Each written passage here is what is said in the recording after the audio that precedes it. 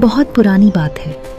राजस्थान के सुनहरे रेगिस्तान के बीच एक अमीर व्यापारी रत्नेश रहता था। उसका व्यापार बहुत बड़ा और सम्मानित था। वह अपनी पत्नी संजना के साथ एक शानदार हवेली में रहता था, जहां महलों जैसी ऊंची छतें, विशाल दरवाजे और गहनों जैसी झिलमिलाती सजावट थी।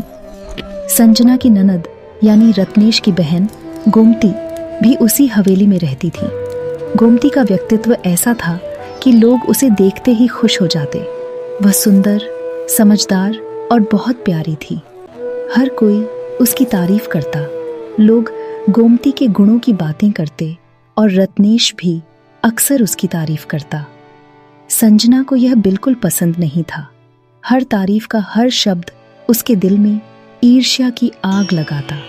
धीरे धीरे उसका मन गोमती के लिए नफरत और जलन से भरने लगा।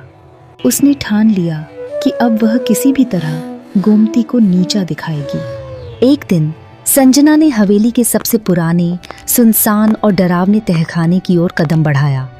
वहां की दीवारों पर धूल और मकड़ी के जाले थे और चारों ओर अजीब तरह की ठंडी हवा चल रही थी। तहखाने में संजना ने 3 जादुई और रहस्यमय मोमबत्तियां जलाईं। कहा जाता था कि अगर इन्हें सही तरीके से इस्तेमाल किया जाए तो किसी की प्रतिष्ठा और मान सम्मान घटाया जा सकता है। रात जब गहरी हो गई, संजना ने मोमबत्तियां जलाकर उनका धुआं गोमती के कमरे की ओर घुमा दिया। जैसे ही धुआं फैलने लगा, तहखाने में अचानक अजीब सी फुसफुसाहट गूंज उठी।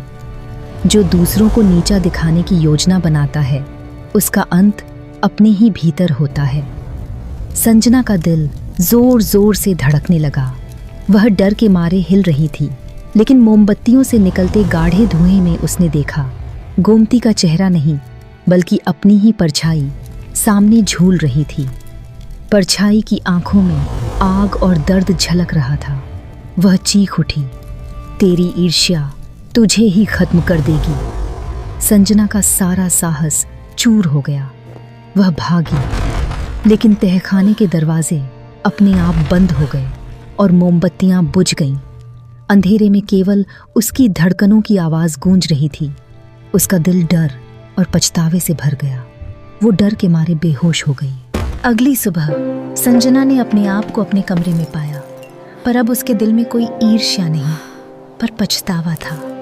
वह गोमती के पास गई और सच्चे मन से माफी मांगी।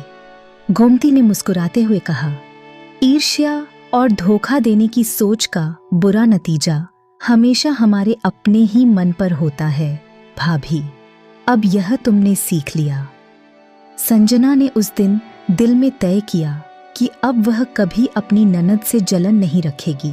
उसकी आंखों में अब केवल प्यार और सम्मान था।